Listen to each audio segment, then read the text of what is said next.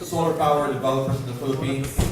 We founded a company that arguably is the largest rooftop installer and provider in the Philippines. And for the better part of the first part of this year, he recently commissioned one of the largest solar farms in the Philippines, the island of Luzon in Calatagan, Batangas. Ladies and gentlemen, please welcome the founder and CEO of Solar Philippines, a good friend of mine, Leandro Leviste.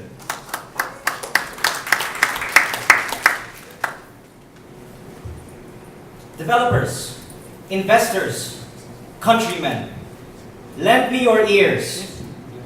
If this talk succeeds, hopefully, it will change the power industry in the Philippines forever.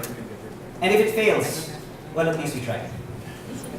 Before I proceed and talk about why I believe, sooner than anyone expects, sooner than anywhere else in the world, solar is going to become cheaper than coal as baseload in the Philippines. And why the main purpose of my speech is to encourage everyone who knows someone who works in a power company that is developing coal to stop those coal plants now.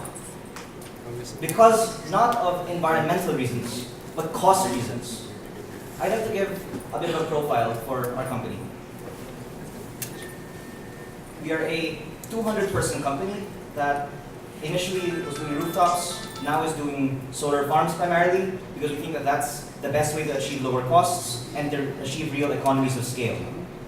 We are the only local company that is an integrated developer, investor, and EPC, and I think that is integral to be able to achieve costs that are competitive with coal. And we now own the largest solar farm in the Philippines, owned by a Philippine company. There's one other solar farm in the Philippines owned by a company that supposedly is 60% Filipino, but it's not actually. And you know how people get around that. So we're the largest Filipino solar farm in the country. And when we were developing this project, banks always ask the question, are you sure that you can build, considering that you don't have a foreign contractor? Are you sure that a team comprised entirely of Filipinos can do something of this size? And I think it's something that all of us should be proud of, to say that the Calatagan solar farm was built in record time. Faster than anything built by the Germans, faster than anything built by the Chinese, all of which demonstrates why this is something that the Philippines can lead the world in, and why cheap solar power is something that all of us should root for. Our vision is to make the Philippines 100% powered by solar energy in the next decade, to bring progress to the countryside, to clean our energy supply. And I think that the Philippines, because it has reached grid parity before basically any other medium to large size country in the world, can do that and more, because it will allow us to gain scale before other countries gain scale and have companies from the Philippines compete worldwide. Our projects started off with rooftop projects like these. This one was the first solar PPA in the Philippines on a rooftop at a price below Meralco. For those who want to know the business model, it's actually at a fixed discount. Whatever Meralco pays them, they pay Meralco, we're 20% cheaper. And actually could do a lot less now, considering how much lower prices have gone in the last 3 years. And this one is on SN North EDSA. Many of you who stopped at the DOE list may know that it is a feed-in tariff project under a lease. But another project that we recently finished, also on SM, in this very same facility we stand today, is on a PPA. This one on a 30% discount from what SM is currently buying from Meralco.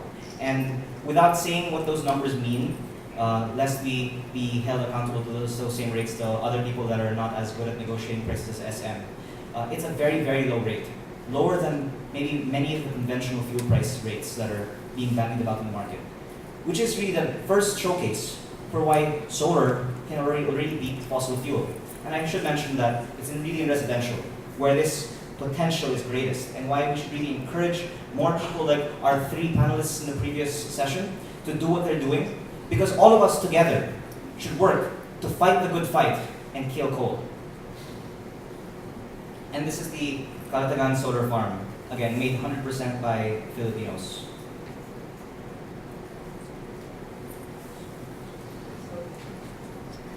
So I must admit that I haven't really prepared much of a speech or a presentation beyond these slides today, so we'll in large part speak from the heart.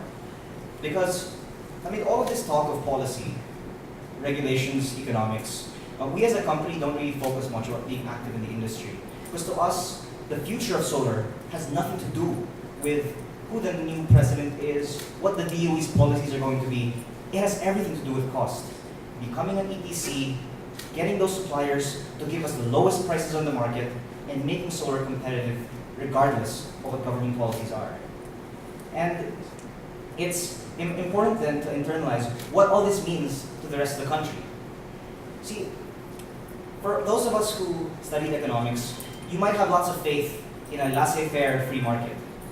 But the sad fact is that the invisible hand has greatly failed the Philippines. We have the highest prices in Asia, coincidentally also one of the most deregulated power industries in the region. And there is some relation there. Because if solar is going to try and compete, the entire power industry, the regulations, the interconnection, the means of getting power contracts, is all stacked against us. And we need to find ways to be more disruptive, to be able to bypass that in order to get lower costs. And again, rooftop is a great way of doing that. But what are the consequences of all of this high-priced power? First is that there's no manufacturing in the Philippines. Compared to all our Southeast Asian neighbors, we have the least of manufacturing capacity. And that means that the poor in the countryside are stuck with farming. The best future that they might find is to work in a BPO call center or to go abroad as an OFW. But the problem with those two things is that you need a college degree, something that most poor families can't afford. And as a result, it widens the gap between the small middle class and the poor, that you either are educated and go up in life, or you don't have the means, and there's a cycle of poverty. So all of this is because of high electricity rates. And Intel, Philips, Toshiba, Acer, P&G, Colgate-Palmolive, all of those companies in the last 10 years left the Philippines, with a primary reason being the high electricity rates. Imagine the hundreds of thousands of jobs that have been denied to Filipinos because of this corrupt power industry. Imagine the millions more jobs that we never even tasted because investors went to Thailand, went to Vietnam, not considering us. So, why are these prices high? They're high not because we don't have an indigenous fuel supply, not because we have island transmission, simplistic arguments that the power industry leads us to believe. They're high because previously, the state-owned power companies were highly corrupt, and when they were privatized, fell into the hands of rent-seeking businesses. Yes, all of us here are part of this power industry. We are all to blame. How is this? First, there's no regulation that prohibits private utilities from contracting and buying up to 50% of their power from companies that they also own. And obviously, that limit has been abused and very much used by most private utilities in this country. They have also opposed the process of competitive selection. These contracts are all negotiated. And if given the chance to compete, solar would have been able to compete with these projects that are coming online in 2019, 2020, 2021. Solar prices then, of course, being far lower than what they would be today. And as a result, the consumer has to pay these sweetheart deals. There's also a few incentives for distribution companies to lower costs, because we have this mindset that because it's a natural monopoly, the regulators should guarantee them a 12 to 14% return on everything that they spend.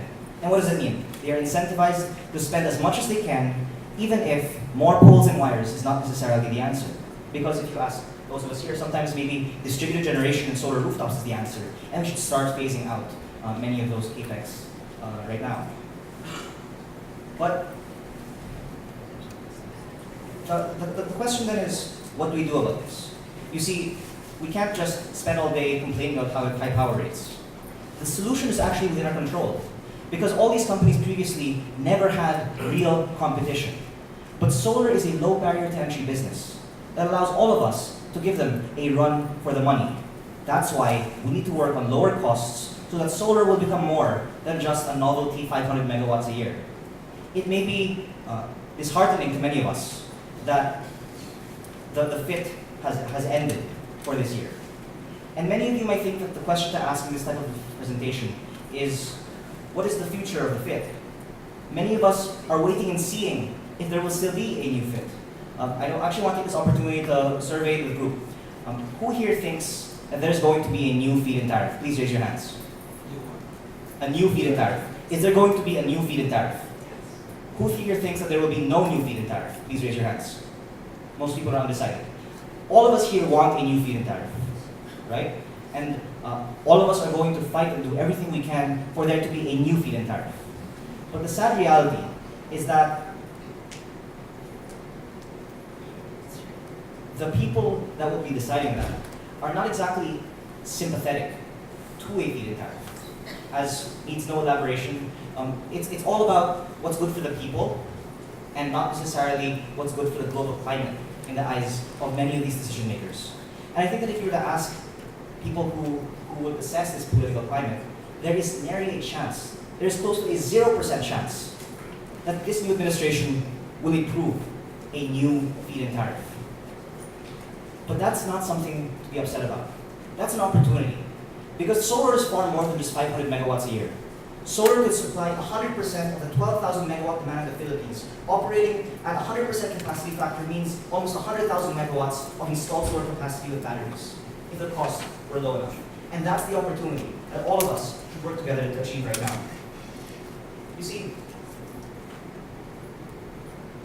those of us who are in this industry then should think that it's not about the debate between whether solar is clean versus whether coal, which is cheaper. Because hopefully if we can make it clear that solar is not just cleaner, but cheaper, the government, the public, and even private sectors themselves will be convinced to just stop all of this coal. And you might find this unbelievable, but the fact is that the average generation rate in the Philippines being at 5 pesos per kilowatt hour, and the cheapest coal power contract being at 3.5 pesos per kilowatt hour, is already quite higher than the lowest rates being traded right now for solar power in other countries. As many of you now know, the world's lowest priced solar emerged from a bidding in Dubai at $0.0299 per kilowatt hour, less than 3 US dollar cents. That's 1 pesos and 34 centavos per kilowatt hour, 1/3 of the lowest priced coal contracts in this country. Similar biddings have resulted in 1.5 pesos per kilowatt hour in Mexico, 1.7 pesos per kilowatt hour, no less by Warren Buffett in the US. And while these projects may benefit from lower interest rates and higher amounts of sunlight than in the Philippines, the question I ask all of you here, why can't we achieve those sub 3 peso per kilowatt hour solar rates in this country and make coal a thing of the past? You might be wondering why this is so different from everything that the public has been told up to this point. Well, first is that solar isn't actually cheaper than coal everywhere else. Only in the Philippines, because our electricity prices are so high, is solar actually already cheaper than coal. Deutsche Bank published a report that the Philippines actually has the most attractive fundamentals for solar in the world because of this very high avoided cost of electricity. Solar costs have also decreased at a fast rate that maybe many in the industry have not actually been up to date of. We being an EPC contractor ourselves for our own projects are up to date as to how fast these prices are falling. And I'm telling you, you should expect at least 10% less from what your EPC contractors had promised you last year. But moreover, because of the unnecessarily high profit margins that those EPC contractors are making, you should actually demand 40 or so % less than what they've been offering in the Philippine market. And that's the biggest problem actually. Because when you have a subsidized market, people aren't incentivized to hit the lowest costs. There was a lose-lose scenario when you have a feed-in tariff that is a first-to-complete system, because us investors had to price in that risk. All of us should be applauded by the public, because we took this tremendous risk building projects without power contracts. And as a result, had to have higher rates to justify that, and the public is going to be shouldering that cost for the next 20 years. But if there was a proper means of giving these bilateral contracts, for example through a RPS, then we'd have more bankable contracts and all of us would be happier with lower rates. And then the fourth is that the suppliers and EPCs have back calculated what those returns are and price discriminated everyone who's buying solar in the Philippines. Just ask all these EPCs how much they're offering in India, the most negotiated EPC costs in the world, and you'll see what I mean. And there's one more reason that I won't share on the PowerPoint, and it's that of course, all of us don't really have an incentive to convey to the public how low solar costs are, because all of us would still prefer there are subsidies. And that's why all of this is just between us, right? This is a big secret that solar is really cheap. But that hopefully, soon enough, it will be widely known that solar can be competitive with coal, and that is actually all into our best interests. So, having established that solar is already cheaper than coal without batteries, what about batteries? The same Deutsche Bank report had noted that currently battery prices being at, say, close to $800,000 per megawatt hour should hit $400,000 per megawatt hour by 2020. And calculating that on an LCOE basis means that batteries should actually be at a $2 per kilowatt hour additional cost to a solar plant running baseload by 2020. That means, based on their more optimistic assumptions, that solar plus batteries would only have the batteries at 1 peso per kilowatt hour by 2020.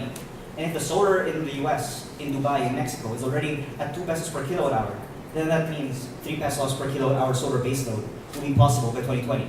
Don't hold me accountable to those numbers now. I'm talking about in like 3 to 4 years. But that's the same timeline that all of these coal plants are being constructed on. So, what does that mean? What kind of action should we take?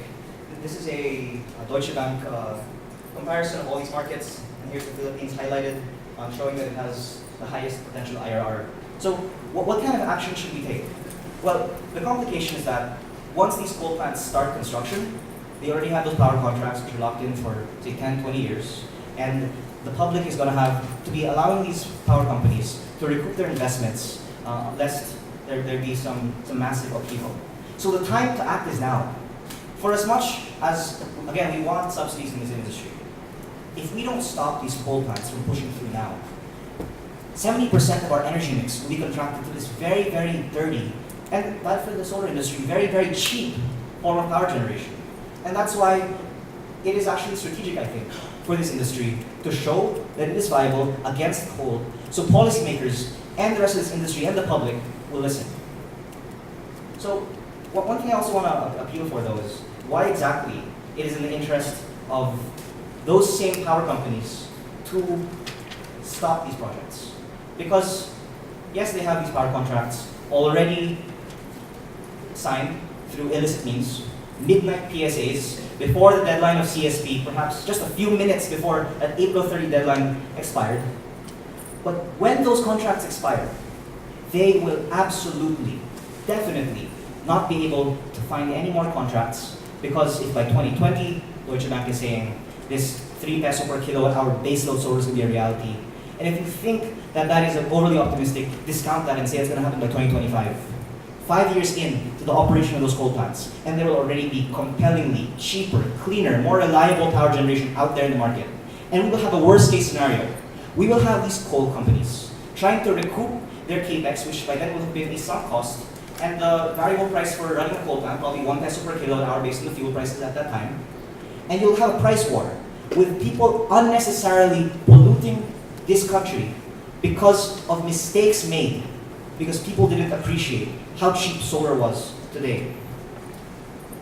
So, what does this mean then for all of us? What this means for all of us in solar is that, just in my opinion, all of us need to learn how to be competitive without subsidies. Again, we love subsidies, but if there are no subsidies, we're going to have to find a way to make this work. And that's going to mean you have to at least beat gas, you have to at least beat diesel. Tell all the first-gen guys that all those new gas plants are not going to be able to sell any power after 2020, because solar is already at 3 pesos in other countries, and that coal will be next on the hit list.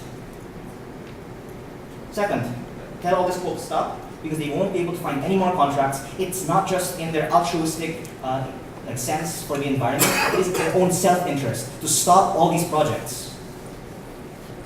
And third, if you're an off-taker, you can talk to us. We will assign very, very low-cost PPAs.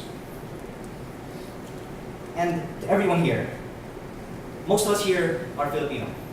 Those of us here who are not would at least have some sympathy for this country that has long had its development held back because of high power rates. Let's work together and make this country a high middle income, if not first world country. Let's bring manufacturing back to the Philippines. Let's bring jobs to the countryside. Let's work to make solar a cost competitive alternative to coal. Thank you.